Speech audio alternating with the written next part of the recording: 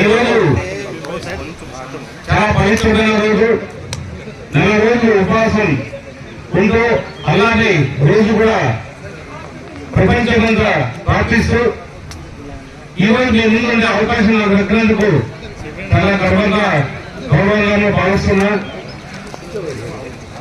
అలా ఎప్పుడు కూడా మనం ఎప్పుడు కూడా చల్లగా చూడాలి, చల్లగా చూసాలని అలాని ప్రార్థిద్దాం.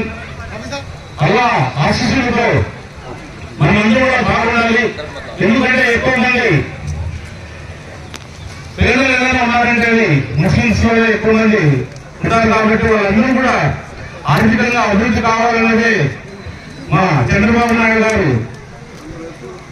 ఎప్పుడు కూడా ప్రార్థిస్తున్నారు. మా చంద్రబాబు నాయుడు గారు ఆలోచన కూడా ముస్లిం సోదరులందరూ కూడా ఏదో రకంగా చేయాలనే తపన అన్ని కూడా చేస్తూ వస్తున్నారు.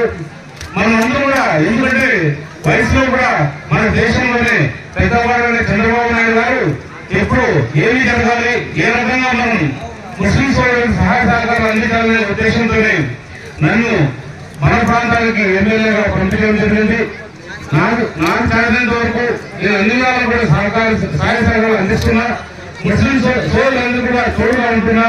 ఇంకా వాళ్ళకి ఏమైనా అవసరమైనా కూడా నేను తోడుగా ఉంటానని ఎందుకు కూడా, ఎందుకంటే ఈరోజు నేను చెప్పే మాటలు పవిత్రమైన స్థలంలో చెప్తున్న మాటలు కాబట్టి ఈ మాటలకు నేను ఎప్పుడు కట్టుబడి ఉంటా, ఎప్పుడు జీవితకాలం ముస్లిం సోదరులు తోడుగా ఉంటానని ఖచ్చితంగా మీ అందరూ కూడా తెలియజేస్తున్నా.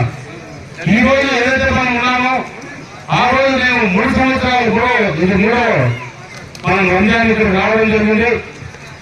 ఫస్ట్ 2 సంవత్సరాలు కూడా ఒక రకంగా ఉండేది. ఇప్పుడు ఈ సంవత్సరం ఇంకా అద్భుతంగా ఉంది, వచ్చే సంవత్సరం ఇంకా అద్భుతంగా ఉంటుందని ఖచ్చితంగా చెప్తా.